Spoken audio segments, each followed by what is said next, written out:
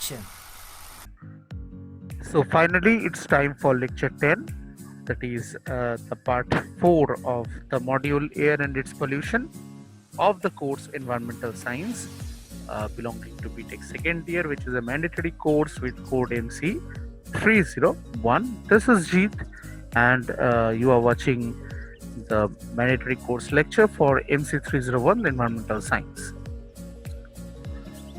So, let us have a little bit prerequisite knowledge that you people are having.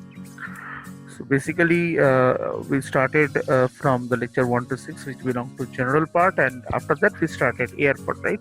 7, 8, 9 lectures we have seen, and all those 3 lectures were part 1, part 2, and part 3 of the air and its pollution, right? And now today, as you can see, we are doing the part 4, right? Now, in part 1, we have seen the different types of layers present in the atmosphere, that is the 5 layers that we people are having, including each and every details, minor or major details of each of these layers, right? Whenever we are considering lecture number uh, 8, we people have seen that there are different uh, effects of greenhouse and global warming, right? So greenhouse effect and global warming we people have studied in that particular lecture, which is named the air and its pollution part 2. After that, in the last lecture, there is lecture number 9, there is part 3 of air and its pollution. We people have seen that what different type of pollutants are. The lecture was very important, that there are 2 different types of pollutants basically, that is primary and secondary. And the primary pollutants are those which directly are emitted into the atmosphere, whereas the secondary pollutants are those which are derived from chemical reactions in the atmosphere, right? Examples accordingly we people have seen, how these are formed, that also we will have seen, and what the effects of this particular things are, that also we have seen. But after this, there was one of the most important topic, there is a criteria pollutants, because these are the pollutants which are the main villains, right, main culprits of the environment, and as they pose a substantial threat to the nature, and they cause huge pollution, harmful pollution. Now, the 6 criteria pollutants, each and every one we people have discussed in brief, that how they're obtained, what are the physical chemical properties, and how they can be controlled, what are the ill effects, everything we have discussed, right? Now it's time for part 4 of this particular lecture, and as you can see that this lecture is dedicated to the thing which is called smog. Okay, so we will be studying the details of smog from this particular lecture, and we'll see what photochemical smog is, what London smog is, and what are the differences between this particular 2 type of smog. Okay, so let's begin our journey, and if we go for the fact that what smog is, right, what is the answer that we people are getting? This is the answer we people are getting. We can see a huge thing is written. You might be thinking that what the huge thing is, right? Let us go into the thing. See, smog, if normal, um, we want to make we want to make out a meaning of this particular word, we will say that it is a combination of smoke plus fog. Okay, SM from the smoke and OG from fog, right? Smoke plus fog means smog.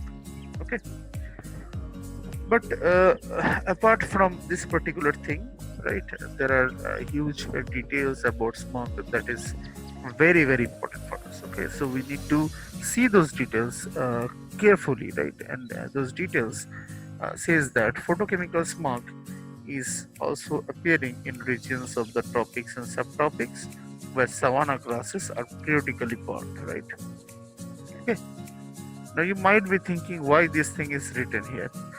Basically, little bit details about the type of smog, the history of smog, and what is smog. All these things are present here. Okay, now smog's unpleasant properties result from the irradiation by sunlight of hydrocarbons caused primarily by unburned gasoline emitted by the automobiles and other combustion sources. Okay, what does this particular line means? It means if you are burning fuel inside an automobile, what is happening? If it is complete burning, it's fine. If it is incomplete burning, then the total fuel, uh, whatever particulates are left behind, that thing will come out as smog, and that smog will create some problem. Okay, now it depends on the type of smog, that how it will affect and how adverse the effect will be, right? But truly speaking, smog is not good for us because it creates huge problem. Now what type of problem, that we'll see accordingly in this particular lecture. Right now, here we are first going to see that what the important facts about smog are. The products of photochemical reactions include organic particles, ozone, aldehyde and ketone peroxyl acid nitrate, organic acids and oxidants. Ozone is a gas created by nitrogen dioxide. When exposed to sunlight, ozone causes eye irritation, impaired lung infection, etc., etc. Right? And this type of smog is also called industrial smog. Okay. So basically, as we can see that smog is created by public activities as well as by industries, right? Now, if any industry releases substances that actually reacts with ozone or peroxyacyl nitrate and organic acids, aldehydes, they're contributing towards the formation of smog, right? And in this case, if the smog is generated from an industry, then the type of smog will be called industrial smog, right? But whenever we'll see the details, we do not see any special type called industrial smog. Rather, we people will see the different type of smogs, namely photochemical and London smog. Okay. The smog is created by burning coal and heavy oil that contains sulfur impurities in power plants. Okay. See, if nitrogen impurities are burnt, then one type of smog will be formed. Sulfur impurities are burnt, another type of smog will be formed. At this moment, I will not say what the type of smog will be. Let it be a suspense. Okay. Right now, industrial plants, etc. Okay, the smog consists mostly of mixture of sulfur dioxide and fog. If sulfur dioxide and fog together they are doing something, then it is actually called smog, right? Suspended droplets of sulfuric acid are formed from some of the sulfur dioxide and a variety of suspended solid particles. Okay, this smog is common during winter in cities such as London, Chicago and Petersburg. Okay, so in this particular cities like London, Chicago and Petersburg, the smog of sulfur dioxide is quite common, and it also happens during winter, right? Now, when these cities are burned with large amount of coal without control of the output, large problems are witnessed. Okay, so when nothing was taken care of and huge amount of coal was burnt, then people living in those cities faced problems. Right now, in 1952, a huge incident took place in London, England. There is 4,000 people died as a result of this form of fog. Today, coal and heavy oil are burnt in large boilers with reasonably good control or tall smokestacks, so that industrial smog is less of a problem. See, basically, if this smog problem happens, what will happen? The thing will move into our lung, right, through our nostrils and nose, and it will choke our respiratory system and will die, right? And this type of death actually unfortunately happened in 1952 in the city of London, right? And around 4,000 people died in that particular incident, and it was later found that actually the smog originated from industry. Okay, but nowadays that's why, due to avoid this huge loss of life and property, what happens, the oil and coal, whatever is to be burnt, it is burnt in specially designed containers which are called boilers, and also they use long chimneys so that these problems are eradicated, right? Now, some countries like China, Poland, Czechoslovakia, and some other Eastern European still burn large quantity of coal without using adequate control. Now, we'll not go into the details what China does, because we know that what we are facing due to China is the sole responsible country for which we are facing this corona problem, right? Also, multiple problems have been imposed by us from China. Okay, so anyway, let us go to the next topic, which is one of the main topic of this particular lecture, that is photochemical smog, right? Now here, the name implies photo and chemical. Means photo means sunlight and chemical means chemical. So here it is clearly indicated from the name that what will happen in presence of sunlight, some chemical reaction will occur that will result in the formation of smog. Okay. Now, photochemical smog is also called summer smog. This is very, very important for us. Photochemical smog is also called summer smog, and it reacts in presence of sunlight, that is nitrogen oxides and volatile organic compounds in atmosphere, and creates problem like it results in airborne disease and formation of ground level ozone. Okay. Now it depends on primary pollutants as well as on formation of secondary pollutants. So this type of smog is dependent on both primary as well as secondary pollutants, right? Now what these primary pollutants are on which it depends? See, these primary pollutants are oxides of nitrogen, basically NO2, right? NO2 is the basic thing on which this particular smog depends. Okay, this is followed by nitrogen dioxide, or in previous was NO and this is NO2, right? These two are the different types of this primary pollutants on which it depends, whereas this peroxyacyl nitrate is the main secondary pollutant along with tropospheric ozone and some aldehydes. Okay, but believe me, peroxyacyl nitrate or PAN is the major pollutant, secondary pollutant, that is the result due to which this particular photochemical smog forms, right? So basically it is nitric oxide, nitric dioxide, and peroxyacyl nitrates. Okay, this together creates this particular huge problem. Now an important secondary pollutant is ozone, which is formed when hydrocarbons and nitrogen oxides combine in presence of sunlight. Okay, so another important thing is ozone, which is formed due to the reaction of this and this, right? Which is formed due to, okay, combines the oxygen in air. In addition, SO2 and when SOx and NOx are emitted, they eventually are oxidized in the troposphere to nitric acid and sulfuric acids. Okay, so this actually results in the formation of another topic that we are having, that is acid rain, right? So basically this particular oxides, they react with water to form acids, which falls down to our head as acid rain, right? Okay, so that is what it is written here. You can see the thing acid rain is written here, but we will not discuss about it here because we have a devoted lecture for this particular thing. Okay.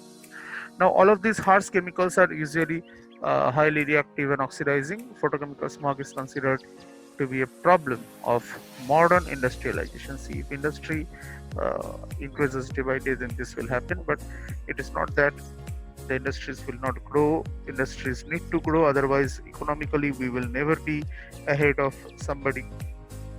But problem is, if industries are growing, precautions must be taken, right? If proper precautions are taken, no problem will happen. Okay, now in present in all modern cities, but it is more common in cities with sunny, warm, dry climates and large number of motor vehicles, because it travels with wind and it can affect sparsely populated area as well, right? So whether your population is small or big, it doesn't matter. It is present in all countries now. Okay, so you can gradually see photochemical smog in any place. It is available in all countries, right? Now if we go to the fact, you can see in the background a beautiful picture of photochemical smog is given, right? Now this picture is beautiful, the thing is not beautiful, but the picture is quite amazing. Okay, now how photochemical smog is formed and what are the corresponding reactions, that is clearly mentioned here. that NO2 reacts with UV radiation in forms of light, that is proteolysis occurs, and it results in the formation of NO, and from where it reacts with ozone, right? As we can see, I'm discussing this one. So it reacts with ozone to form this particular reaction, okay, right? So NO plus O3 will give NO2 plus O2. After that, what will happen? This O2 will catalyze this particular reaction, and gradually we will get something else. Okay. Finally, we will get this particular thing which is called peroxyacetyl nitrate or peroxyacyl nitrate, that is PAN, right? This PAN is not permanent account number that you are having of income tax department. Rather, this particular PAN is peroxyacyl nitrate or peroxyacetyl nitrate. Okay, so remember this very well. This is very important for us. Let's go to the next slide. As we know that already we have discussed a little bit about the London smog, and now we'll go into the details and we'll see what London smog is and what photochemical smog is, right? So let us see what the details are. So as we can see, the Great Smog of London, I don't know why it is called the Great Smog, because it killed so many people. So why it is considered great means dangerous, I guess, in this particular sentence. Okay, it was severe air pollution event that affected the British capital London in December 1952. Okay, December means winter season, right? Period of usually cold weather, anticyclone, windless collected airborne disease. Okay, thick layer of smog over the city. It was formed from Friday 5th December to Tuesday 9th December 1952 and dispersed quickly when the weather changed. Okay, now fine, this is the time span. For around 5 days the smog was there, that is from Friday 5th to Tuesday 9th of December of 1952, right? And this particular smog is called London smog because it was formed in London for the first time. Okay, now this caused a major disruption in reducing the visibility and penetrating indoor areas. Okay, fine. So everything was invisible, and okay, pea soup was fine. Government medical reports in the following weeks, however, estimated that until 8th December, 4,000 people has died as a direct result of the smog, and 1 lakh were made ill by the smog effects of the respiratory tract. Yes, if somebody is having respiratory problem and if this particular smog enters their lung, then definitely they will die. Okay, if they're not dying, then definitely those who will not die, they'll be in having a huge problem regarding the respiratory system, right? Okay, so more recent researches suggest that the total number of fatalities may have been considered greater on paper, suggesting 6,000 or more. Wow, my God. London has suffered since the 13th century from poor air quality worsened in 1600. Okay, fine. This is just a history about the London we are not concerned about, right? Most significant in terms of its effect on environmental research, government regulation. Fine. Acha, depending on this particular thing, the government has implemented the Clean Air Act in 1956. This is worth studying, right? So, Clean Air Act was imposed by the government in 1956. Okay, and the smog took place 4 years ago in 1952, right? Now, you can see this is a picture, our very own picture of London smog, though this is not London. This is our own Delhi, where you can see the India Gate in the background and people running away with mask. Now, this particular mask is not for corona, but for the smog. Okay, so India Gate, you can barely see the view of the India Gate, which looks so beautiful. I myself have been in India Gate. It looks so beautiful.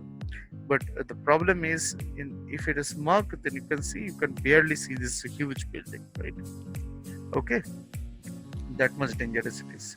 Now, as we know that this London smog is formed due to the oxides of sulfur and all, right? So what different type of oxides of sulfur can cause it, and what different reaction actually occurs, that we are going to see here. Okay, so SO2 plus half O2 gives us SO3, and SO3 plus H2O gives us H2S, right? So basically the reactions are almost similar to that of acid rain. And what happens basically, this actually forms contacts with water to form a dusty type of thing, which is actually called smog, right? Okay, so this was all about the sulfur smog, but the main important thing that comes in exam is right in front of you. We need to understand this very well because this is very, very important for us, right? What are the basic differences between this London smog and sulfurous smog, right? If we go to for the first point, is worth discussing as a difference that the photochemical smog was first observed in LA, that is Los Angeles of USA, whereas the London smog was first observed in London, that is UK, and it was named after it, right? So the first point is very, very easy. You can easily remember it. It is behind the name of these two particular places, right? Though photochemical smog is not is also called Los Angeles smog, but another important name is there, that is photochemical smog. So if you say Los Angeles smog, we'll say London smog. If you say photochemical smog, we'll say sulfur smog. Okay. Now, main components, we have already discussed this in brief, that oxides of nitrogen and ozone are the main components. Along with that, there are small amount of hydrocarbons. This is the reaction where this particular oxides of nitrogen reacts with gas and sunlight to form ozone and NO2 and PAN, right? On the contrary, if we see the reactions for sulfurous smog, we will see whatever we have seen that are written here, that how H2SO4 is formed by reaction of SO3 and water. Okay, right? So this particular example is about the reactions and components. Next is the next point is very, very important for us, that photochemical smog proceeds with free radical mechanism of PAN formation, and the sulfurous smog may or may not proceed through free radical mechanism. Okay, so it may proceed through free radical mechanism, it may not proceed. Okay, nobody can control it out. Right, next we are having that this is oxidative type of smog, this is reductive type of smog. Okay, so photochemical smog will cause oxidation, whereas the London smog will cause reduction. Okay. Fifth one is PAN is the main byproduct, sulfur salts are the main byproduct. Yes, here PAN is formed, here sulfur salts are formed. Next, it is, as we have already studied, that in summer, midday summer, the photochemical smog occurs, whereas in the early morning of winter, the London smog occurs. Okay, right? And most adverse effect is eye irritation, whereas here the most adverse effects are lung and throat irritation. Okay, so this was all about the differences of photochemical and London smog. So in this lecture, we have seen what is smog, right?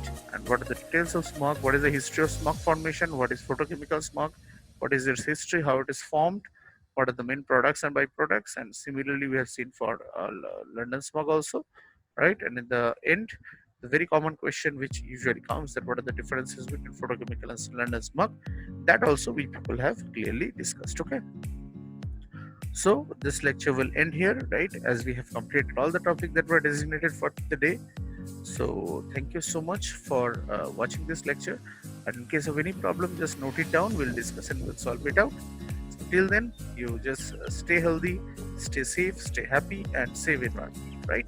So let us see for the next lecture, lecture 5. Until then, thank you so much, have a great day. Thank you.